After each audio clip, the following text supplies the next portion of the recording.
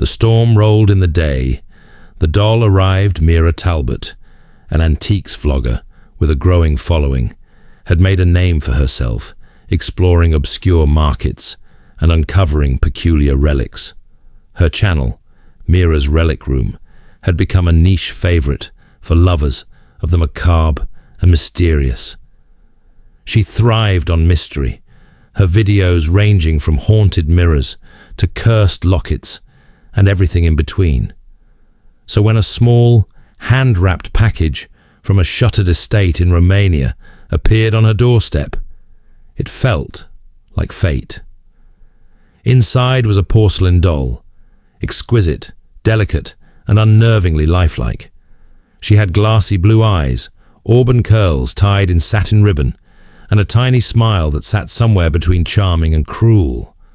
A note accompanied it, scribbled in what looked like old fountain pen ink. She must never be left alone after sunset. Do not bury, do not burn, do not gift. Keep her watched, or she will find another way. Mira laughed it off, attributing the message to local superstition. She named the doll Alina and set it on a shelf behind her desk for the next video. But the moment the camera stopped recording, the temperature in the room dropped. Her lights flickered. A soft tapping came from the closet. She opened it. Nothing there. That night, Mira awoke to the sound of delicate footsteps across the hardwood floor. She sat up, heart pounding. At the foot of her bed stood Alina, her head slightly tilted, eyes gleaming in the moonlight. Mira screamed. The doll hadn't moved, or so she told herself. She placed it back on the shelf, brushing off her fear. Maybe she was sleepwalking. Maybe her imagination was too wild. But the next day, Alina was on the kitchen counter, her tiny fingers dusted with flour. Mira lived alone. She moved the doll back to the shelf, but unease began to seep into her days. Her dreams became vivid and grotesque. A child calling for help from a locked room, a woman sobbing in a foreign language, a mirror reflecting Alina standing behind her. Each time she woke, the doll was somewhere new. Over the following week, her behavior shifted. Mira became paranoid, irritable. She cancelled a live stream mid-broadcast after claiming she saw something move behind her. Her viewers commented on her appearance: dark circles, pale skin, twitchy movements. She began locking the doll in a glass case, but it rattled at night. The taps on the walls grew louder. She placed cameras around the apartment. The footage always cut to static between midnight and 3 a.m. When her cat disappeared, Mira began to unravel. She barely left the house. Food spoiled in the fridge. She documented the occurrences in a notebook, pages filled with frenzied handwriting and sketches of Alina in different postures. She noted timestamps, temperature drops, and dreams that bled into waking life. Finally, in desperation, she took Alina to a local historian specializing in Eastern European folklore. The woman, Anna, gasped when she saw the doll. "This is not a toy," Anna whispered. "It's a binding vessel." Anna explained that Alina had belonged to a noble family in 18th century Wallachia. The child who owned it died under mysterious circumstances. Her soul, it was said, was bound to the doll by a grieving mother who dabbled in necromancy.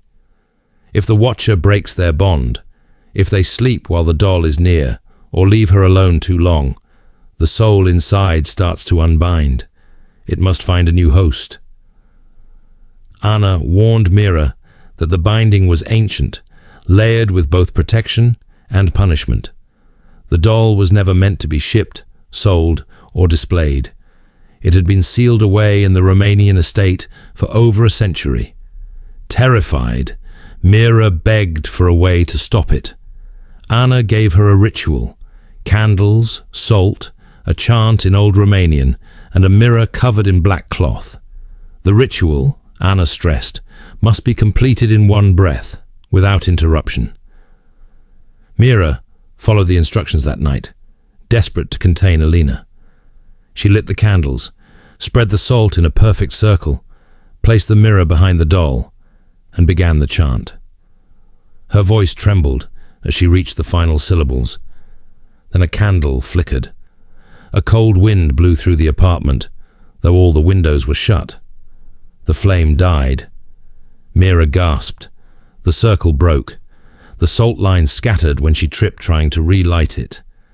And Alina moved. With inhuman speed, the doll flung itself at Mira, screeching in a childlike wail that curdled blood. The air grew thick, oppressive. Every light in the room shattered. Mira screamed as her vision went black. She woke up days later in a hospital, disoriented and unable to speak. Her throat was raw, her fingernails torn. The doctors said she'd been found in a catatonic state by a neighbor who heard her screaming. The police had found her apartment in shambles. The cameras melted, her laptop fried. No trace of Alina. But Mira knew. Alina was still watching. She was released into the care of her sister, who moved her to a quieter town. Mira stopped uploading for several weeks. Her followers speculated, theorized, even joked about Alina the haunted doll becoming sentient. Then, a month later, her YouTube channel posted a new video. Mira, smiling stiffly, introducing a new series, Living with Haunted Antiques. Her voice was slow, measured. Her eyes did not blink. Behind her on the shelf sat Alina. This time, she was blinking. As the video played, viewers commented on odd details. The way Mira's shadow didn't match her movements. How the doll seemed to breathe. The flicker in the screen that formed a second face behind the glass. The comments turned panicked when Mira uploaded daily videos, each featuring a new relic, each one worse than the last. A cursed mirror, a singing box, a knife that bled. And always, Alina was there, closer. One day, the screen froze mid-video. Mira stared into the lens and whispered, "Help me." The video ended. Her channel went dark. No one has seen her since. But collectors worldwide began receiving mysterious packages, always unmarked, always sealed with red wax. Inside, a note. Keep her watched, or she will find another way.